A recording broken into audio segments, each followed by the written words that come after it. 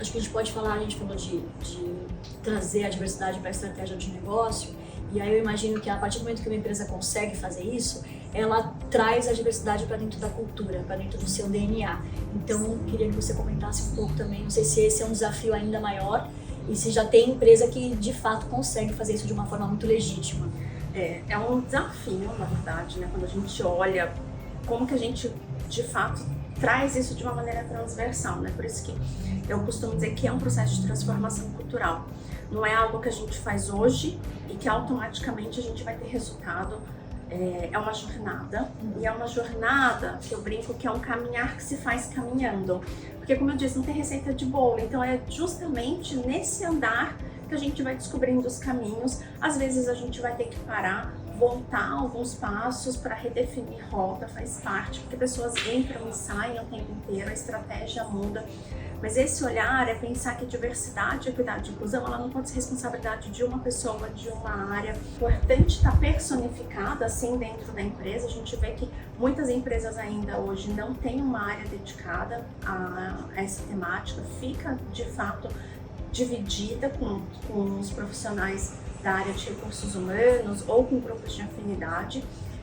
É importante, então, você ter uma diretoria, ter uma pessoa cuidando do tema, porque são muitas nuances, e aí você também cria uma linha ali de investimento para essa temática, porque se não é de ninguém, também acaba não evoluindo, né? Então é importante ter alguém olhando para isso, mas não é responsabilidade só dela.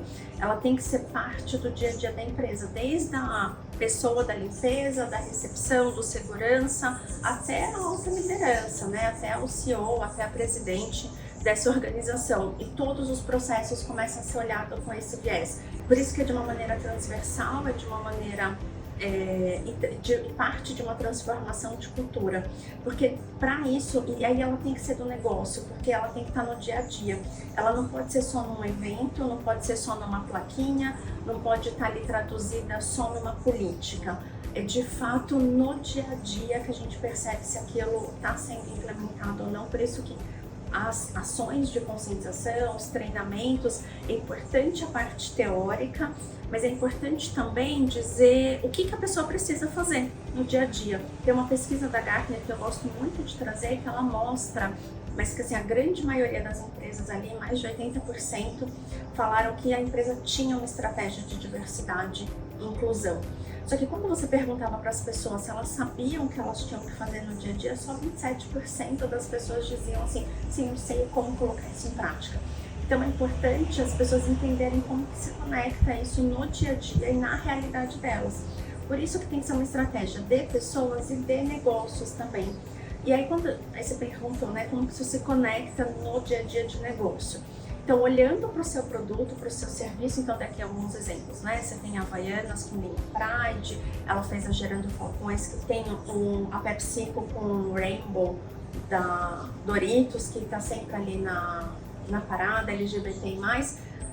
Então, ali você tem um produto, né? Mas como é que você pensa também no dia a dia, nas relações, né? Então, quando você vai se encontrar com uma cliente, com um cliente, como que isso está presente, né? Então a gente, às vezes fica fácil pensar em acessibilidade para pessoas com deficiência, né? Então será que o meu ambiente é acessível? Será que eu preciso de algum recurso, alguma adaptação para tornar essa relação mais inclusiva?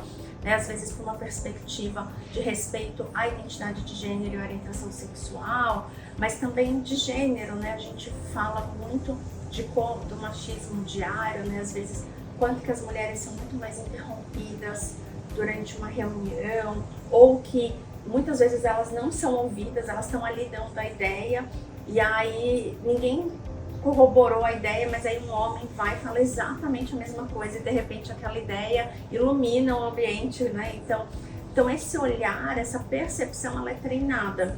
E ela só vai ser treinada se ela for parte do dia a dia. E se ela não estiver conectada com essa estratégia maior, ela vai ser algo apartado, vai ser algo do RH, vai se perder e não vai estar ali no dia a dia representado pelas outras pessoas, né? Então, e Thaís, você acha que esse treinamento ele precisa começar pela liderança da companhia? Liderança ela é parte fundamental. É uma alta liderança que entende o seu valor, tanto nessa perspectiva de pessoas, de impacto social, e de negócios já é o primeiro passo para você começar a olhar para essa temática com a seriedade que precisa.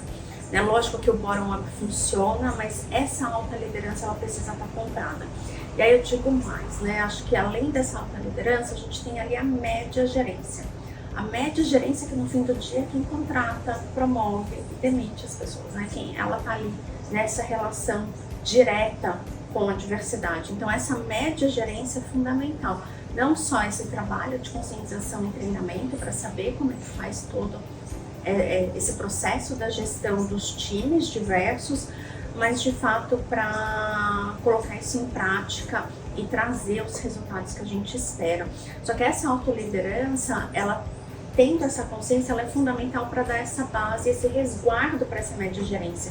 Porque senão fica ali só falando, você tem que contratar, você tem que promover, você tem que dar oportunidade, mas ao mesmo tempo você não tem uma SLA que te permite fazer isso, você não tem respaldo da organização para poder fazer a gestão dessa diversidade. Então, a liderança ela é fundamental para o sucesso.